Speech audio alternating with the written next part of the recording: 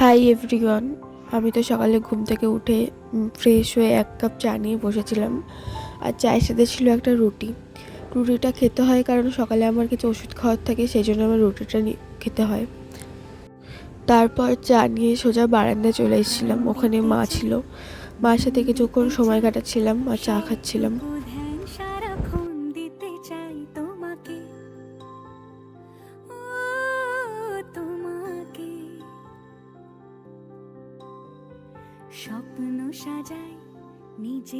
তারপর চা খেয়ে সোজা ঘরে চলে এসেছি।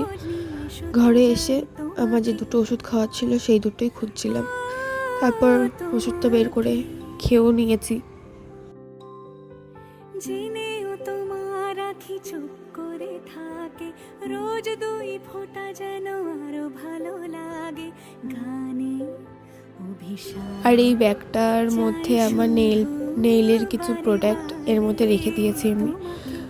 আর এই আলমারিটার মধ্যে আমার স্কুল লাইফের সব বইগুলো আছে আর কি, ওর মধ্যে রেখে দিই আমি সব। তারপর এই তো মা শরবত বানিয়েছিল বেলের, সেটাই খাচ্ছিলাম।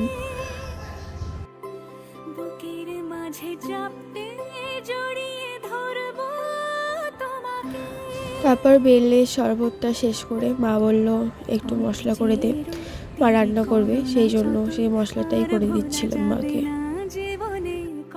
আর এই পার্টটুকু হচ্ছে আমার প্রচুর বোরিং লাগে, ওটা অন করে দাঁড়িয়ে থাকতে হয় অনেকক্ষণ, ভীষণ বোরিং লাগে। তাও আজকে বোন ছিল বলে ওর সাথে একটু গল্প করতে করতে ওই টাইমটা কাটাচ্ছিলাম।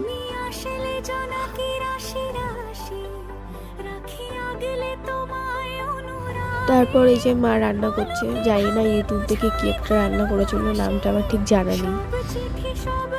আর কি গরম পড়েছে, ঘরে ফ্যান চললেও পুরো ঘেমে স্নান করে যাই। তারপরে এই তো বাড়ির পেছন দিকে আসলাম এই ফুল গাছটাতে ফুল তুলতে। বেশ অনেকগুলো ফুল হয়, যা ফুল হয় একদিনের পুজো হয়ে যায়, মানে একরকম ফুল দিয়ে তো পুজো হয় না, বেশ 2-3 রকমের ফুল হয়, তো সেই ফুলগুলো দিয়ে বেশ ভালো পুজো হয়ে যায় একদিনে। তারপর ফুল তুলে আবার যাচ্ছিলাম ঘরের দিকে।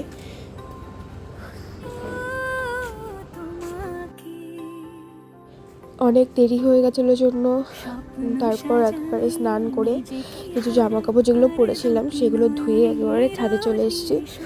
স্নান করে একবারে পুজো দিয়ে নিচে যাব। তারপর পুজো দিয়ে নিচে গিয়ে লাঞ্চটা কমপ্লিট করে নিয়েছিলাম, যেটা মা বানিয়েছে ভিডিওটা দেখালাম ওটার নাম আমি ঠিক জানি না। তারপর লাঞ্চ করে একটু ঘুমিয়ে নিয়েছিলাম।